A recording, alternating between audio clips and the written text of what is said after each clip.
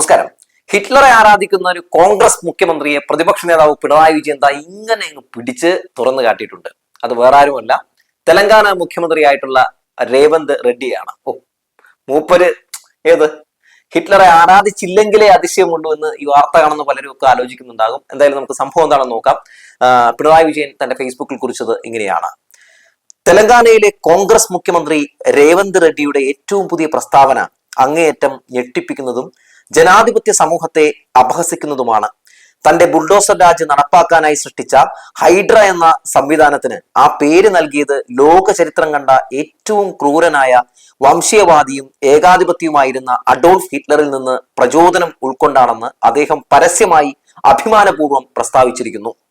ഹിറ്റ്ലറുടെ പ്രിയപ്പെട്ട വാക്കായിരുന്നു ഹൈഡ്ര എന്നും അവരെ പോലെ ആരെയും കൊല ചെയ്യാൻ ശേഷിയുള്ള ഒരു സംവിധാനമാണ് തന്റെ പ്രചോദനം എന്നുമാണ് ഒരു ജനാധിപത്യ രാജ്യത്തെ മുഖ്യമന്ത്രി വേദിയിൽ വിളിച്ചു പറഞ്ഞത്. ലോകം കണ്ട ഏറ്റവും വലിയ ഫാസിസ്റ്റിനെ പരസ്യമായി ആരാധിക്കുന്ന ഒരു മുഖ്യമന്ത്രി കോൺഗ്രസ് പാർട്ടിക്ക് സ്വന്തമായുണ്ട് എന്നത് ലജ്ജാകരമാണ്. ഹിറ്റ്ലറുടെ ഹൈഡ്ര ഒരു പോപ്പ് കൾച്ചറൽ സൃഷ്ടി മാത്രമായിരുന്നെങ്കിൽ ഇവിടെ ഒരു ജനാധിപത്യ സംവിധാനത്തിനകത്ത് അതിന് മൂർത്തരൂപം നൽകാൻ ഒരു കോൺഗ്രസ് മുഖ്യമന്ത്രി തന്നെ നേതൃത്വം നൽകിയിരിക്കുകയാണ്. ഇത് കേവലം ഒരു നാക്കുപിഴയായി കാണാൻ കഴിയില്ല. അടിയന്തരാവസ്ഥയിലൂടെ ഇന്ത്യയുടെ ജനാധിപത്യ അവകാശങ്ങളെ കശാപ്പ് ചെയ്ത കോൺഗ്രസിന്റെ യഥാർത്ഥ രാഷ്ട്രീയ സ്വഭാവം തന്നെയാണ് രേവന്ത് റെഡ്ഡിയുടെ വാക്കുകളിലൂടെ പുറത്തുചാടിയത്. ഹിറ്റ്ലറുടെ കൊലയാളി സംഘത്തിൽ നിന്ന് പ്രചോദനം ഉൾക്കൊണ്ട് കോൺഗ്രസ് സർക്കാർ ഭരണം നടത്തുന്നത് എന്ത് ജനാധിപത്യ മാതൃകയാണ്! രേവന്ത് റെഡ്ഡിയെ കൊണ്ട് ഇങ്ങനെ പറയിപ്പിച്ചത് അയാളുടെ പഴയ സംഘപരിവാർ പശ്ചാത്തലം കൂടിയാണ്. കോൺഗ്രസിനകത്തും ഇതേ നിലപാടുകളുമായി അയാൾക്ക് മുന്നോട്ട് പോകാൻ കഴിയുന്നുണ്ട്. മറ്റൊരർത്ഥത്തിൽ ഇത്തരം നിലപാടുകളെ കൂടി ഉൾക്കൊള്ളുന്ന പാർട്ടിയാണ് കോൺഗ്രസ്. BJPയുടെയും RSSന്റെയും ഫാസിസ്റ്റ് നയങ്ങളെ എതിർക്കാൻ കോൺഗ്രസിന് ഒരിക്കലും കഴിയില്ല എന്ന് ഇടതുപക്ഷം ആവർത്തിച്ച് വ്യക്തമാക്കുന്നതിന്റെ അടിസ്ഥാനം ഇത് തന്നെയാണ്. ജനാധിപത്യ വിശ്വാസികൾ ഈ അപകടം തിരിച്ചറിയുക തന്നെ വേണം എന്നാണ് എന്തായാലും പ്രതിപക്ഷ നേതാവ് പിണറായി വിജയൻ പറഞ്ഞിട്ടുള്ളത്. നമുക്കറിയാം, കഴിഞ്ഞ തിരഞ്ഞെടുപ്പിന്റെ സമയത്ത് UDF ഇവിടെ എല്ലായിടത്തും ചെണ്ട കൊട്ടി കൊണ്ടുപോയി അവതരിപ്പിച്ച ഒരു വ്യക്തിയായിരുന്നു ഈ രേവന്ത് റെഡ്ഡി എന്ന് പറയുന്ന മുഖ്യമന്ത്രി. ഈ രേവന്ത് റെഡ്ഡി നമ്മുടെ സ്റ്റേജുകളിലൊക്കെ പ്രത്യക്ഷപ്പെടുമ്പോൾ അയാൾ പറയുന്നത് മുഴുവൻ വളരെ മോശമായിട്ടുള്ള ഒരു മുഖ്യമന്ത്രിക്ക് പറ്റിയ രീതിയിലുള്ള സംസാരമായിരുന്നില്ല. അന്നത്തെ മുഖ്യമന്ത്രി ആയിരുന്ന പിണറായി വിജയനെ വെല്ലുവിളിച്ചുകൊണ്ടൊക്കെ നീ മോനെ വിജയ എന്നൊക്കെ വിളിച്ച കാഴ്ചയൊക്കെ നമ്മൾ കണ്ടിട്ടുണ്ട്. അതുപോലെ തന്നെ നമ്മളെ കേന്ദ്രത്തിലെ നരേന്ദ്രമോദിയാണ് പിണറായി വിജയന്റെ ഗോഡ് ഫാദർ എന്ന്, അതുകൊണ്ടാണ് കേന്ദ്ര അന്വേഷണ ഏജൻസികളൊക്കെ ഇങ്ങോട്ടേക്ക് വരാത്തത് എന്നൊക്കെ പറഞ്ഞ് വലിയ രീതിയിൽ തന്നെ ഗിർവാണം അടിച്ച രേവന്ത് റെഡ്ഡിയെ നമ്മൾ കണ്ടതാണ്. പക്ഷെ ഒരൊറ്റ ഡയലോഗിൽ പിണറായി വിജയൻ പുള്ളിയെ അടിച്ച് നിലത്തിട്ടു എന്നുള്ളതാണ്. ഡാഷ് മോനെ രേവന്ത് എന്ന് വിളിച്ചുള്ളൂ, കണ്ടം വഴി ഓടി പഴയ സംഘപരിവാറുകാരനായിട്ടുള്ള രേവന്ത് റെഡ്ഡി എന്നുള്ളതാണ്. രേവന്ത് റെഡ്ഡിയുടെ രാഷ്ട്രീയം എടുത്ത് നമ്മൾ പരിശോധിച്ച് നോക്കിയാൽ രേവന്ത് റെഡ്ഡി വിദ്യാർത്ഥി രാഷ്ട്രീയത്തിലൂടെയാണ് വരുന്നത്. ഏത് വിദ്യാർത്ഥി രാഷ്ട്രീയമായിരുന്നു? ABP വിദ്യാർത്ഥി രാഷ്ട്രീയത്തിലൂടെ വരുന്നു. പിന്നെ സംഘപരിവാർ പാർട്ടികളിലൊക്കെ ചേരുന്നു. അവസാനം സീറ്റൊക്കെ നിഷേധിച്ച സമയത്താണ് മൂപ്പര് ഇങ്ങനെ പതിയൊക്കെ ഇതിലൊക്കെ വന്ന് ചാടുന്നത്. അങ്ങനെ അവസാനം ഇപ്പോ കോൺഗ്രസിന്റെ വലിയ നേതാവാണ്, അത്ര വലിയ സംഭവമാണെന്നൊക്കെ പറഞ്ഞ് ഇവര് കൊട്ടിയാഘോഷങ്ങൾ നടക്കുന്നുണ്ട് ഈ ഹിറ്റ്ലറെ ആരാധിക്കുന്ന മുഖ്യമന്ത്രി എന്നുള്ളതാണ്. രേവന്ത് റെഡ്ഡി എന്ന് പറയുന്ന ഈ മുഖ്യമന്ത്രി സത്യം പറഞ്ഞിട്ടുണ്ടെങ്കിൽ സ്വാഭാവികമായും ഇത്തരത്തിൽ ഒരു പ്രതികരണം നടത്തുമ്പോൾ അതിനെതിരെ ശക്തമായിട്ട് ശബ്ദമുയർത്തേണ്ട, അല്ലെങ്കിൽ അത് തെറ്റായി പോയി എന്ന് പറയേണ്ട കോൺഗ്രസ് പോലും ഈ ഘട്ടത്തിൽ നിശബ്ദത പാലിക്കുന്നു എന്നുള്ളത് പറയാതിരിക്കാൻ കഴിയില്ല. സംഘപരിവാറിനെതിരെ പോരാടാൻ ശേഷിയുള്ള ഒരു പവർഫുൾ പാർട്ടി എന്ന് പറയുന്നത്, അത് മുന്നണി എന്ന് പറയുന്നത് LDF ആണെന്ന് വീണ്ടും വീണ്ടും പിണറായി വിജയനിലൂടെ നമ്മൾ കാണുകയാണ്. നമ്മൾ അത് കണ്ട് ഈ പിണറായി വിജയനെ ചൂണ്ടിക്കാട്ടി നമ്മൾ രാഹുൽ ഗാന്ധിയോട് പറയുന്നത് ഇങ്ങനെ ആവണം, ഇങ്ങനെ വേണം സംഘപരിവാറിനെയും BJPനെയും പ്രതിരോധിക്കാൻ എന്നുള്ളതാണ്. പിണറായി വിജയനെ പോലുള്ള ഒരു നേതാവിനെ ഇവിടെ കേരളത്തില് ഇപ്പോ പ്രതിപക്ഷത്ത് ആക്കിയിരിക്കുന്നു. MK സ്റ്റാലിനെ പോലുള്ള ഒരാളെ പ്രതിപക്ഷത്താക്കിയിരിക്കുന്നു. മമതാ ബാനർജിയെ പൂർണ്ണമായി തകർത്തിരിക്കുന്നു. അങ്ങനെ എല്ലാ സംഘപരിവാറിനെതിരെ ആഞ്ഞടിക്കുന്ന നേതാക്കന്മാരെയൊക്കെ ഈ BJP UDF ഡീല് പ്രകാരം അല്ലെങ്കിൽ BJP അവർക്ക് ഇഷ്ടപ്പെടുന്ന പല സംഘപരിവാർ സ്വഭാവമുള്ള പാർട്ടികളെയൊക്കെ ചേർത്ത് നിർത്തി ഇങ്ങനെ ഒരു സൈഡ് താക്കുമ്പോഴും ഇപ്പോൾ അധികാരത്തിൽ വന്നിട്ടുള്ള ഒരിടങ്ങളിലും അവിടുത്തെ ഗവൺമെന്റ് BJPക്കെതിരെ സംസാരിക്കുന്നില്ല എന്നുള്ളതാണ്. നമ്മുടെ സതീശൻ സംസാരിക്കുന്നുണ്ടോ? ഇല്ല.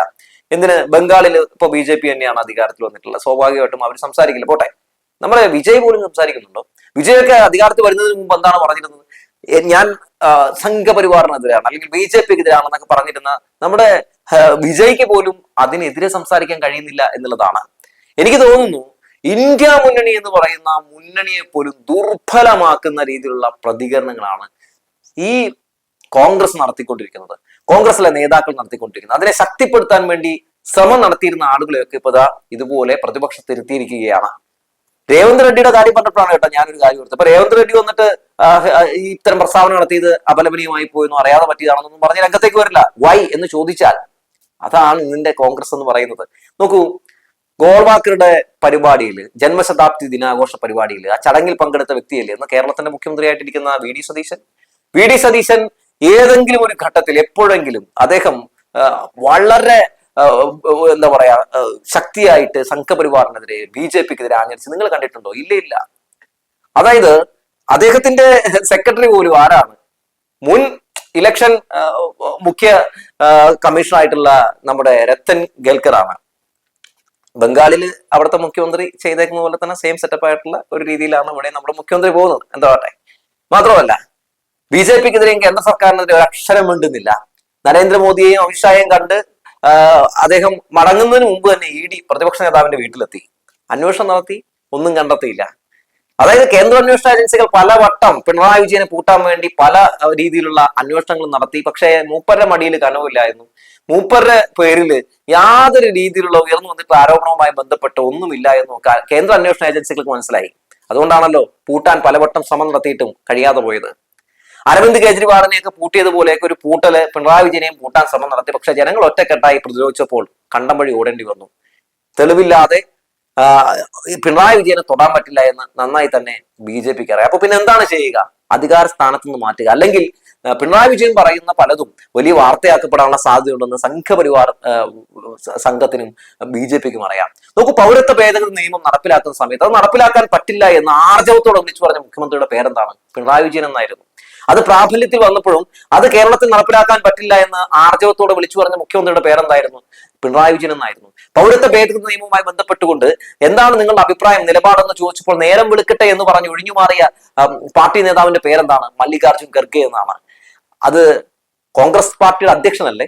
മാത്രമല്ല ആ വിഷയത്തിൽ ഇപ്പോഴും നേരം വെളുത്തിട്ടില്ല നമ്മുടെ രാഹുൽ ഗാന്ധിക്കും പ്രിയങ്ക ഗാന്ധിക്കും മല്ലികാർജുൻ ഖർഗയ്ക്കും VD സതീശനും ഒക്കെ എന്നുള്ളതാണ്. ആ വിഷയത്തൊന്നും ഒരു പ്രതികരണം അവർക്ക് ഇപ്പോഴും രേഖപ്പെടുത്താൻ കഴിഞ്ഞിട്ടില്ല. അങ്ങനെ സംഘപരിവാറിനെ തഴുകിയും താലോലിച്ചും ഒക്കെ നടക്കുന്ന ഈ കൂട്ടർ ഹിറ്റ്ലറെ രേവന്ത് റെഡ്ഡി വലിയ രീതിയിൽ ആരാധിക്കുന്നു എന്നൊക്കെ പറഞ്ഞാൽ എന്തായിരിക്കും സംഭവിക്കാൻ പോവുക? ഒന്നും സംഭവിക്കാൻ പോകുന്നില്ല എന്നുള്ളതാണ്. ഒന്ന് വാക്കുകൾ കൊണ്ട് പോലും വിമർശിക്കാൻ നിൽക്കില്ല എന്നുള്ളതാണ് പച്ചയായിട്ടുള്ള യാഥാർത്ഥ്യം എന്ന് പറയുന്നത്. നോക്കൂ, ഈ രേവന്ത് റെഡ്ഡിയെ പോലുള്ള അല്ലെങ്കിൽ സിദ്ധരാമയെ പോലുള്ള DK ശിവകുമാറിനെ പോലുള്ള ആളുകളേക്ക് ഇവർ ഉയർത്തിപ്പിടിക്കുമ്പോഴും ഇവരൊക്കെ പല ഘട്ടങ്ങളിലും സ്വീകരിച്ചിട്ടുള്ള പല നിലപാടുകളും എടുത്ത് പരിശോധിച്ച് നോക്കിയാൽ എന്താണ് കാണാൻ സാധിക്കുന്നത്? BJPയെയും സംഘപരിവാറിനെയും ഒക്കെ ഇവർ പലപ്പോഴും പല ഘട്ടത്തിലുമൊക്കെ താലോലിക്കുന്ന അല്ലെങ്കിൽ അതിന് സമാനമായിട്ടുള്ള പല നിലപാടുകൾ സ്വീകരിക്കുന്ന പല സ്വഭാവങ്ങളും ഒക്കെ നമ്മൾ ഇവരിൽ കണ്ടിട്ടുണ്ട്. പക്ഷെ ഒരിക്കൽ പോലും പിണറായി വിജയനിൽ നമ്മൾ അത് കണ്ടിട്ടില്ല എന്നുള്ളതാണ്. അദ്ദേഹം സ്വീകരിച്ച നിലപാടുകൾ, അദ്ദേഹം ആഞ്ഞടിച്ച പല വാക്കുകൾ, അതൊക്കെ ഇപ്പോഴും നമ്മുടെ ബൈലൈനിലും നമ്മുടെ യൂട്യൂബിലും ഒക്കെ തിരഞ്ഞാൽ കാണുമല്ലോ. ഇന്നും അദ്ദേഹത്തോട് ചോദിക്കുമ്പോഴും ഇന്നും അദ്ദേഹം അവർക്കെതിരെ പ്രതികരിക്കുന്ന പ്രതികരണങ്ങളിൽ അതൊക്കെ ഉടനീളം കാണാൻ സാധിക്കുന്നുണ്ട്. അതിനെയാണ് നിലപാടെന്ന് പറയുന്നത്. ആ നിലപാട് ഇല്ലായ്മയാണ് രേവന്ത് റെഡ്ഡി എന്ന് പറയുന്നത്. അത്തരം ഇരട്ടത്താപ്പുകളെയാണ് കോൺഗ്രസ്സുകാരെന്ന് വിളിക്കുന്നത് എന്ന് പറഞ്ഞു വെച്ചുകൊണ്ട് നിർത്തുകയാണ്.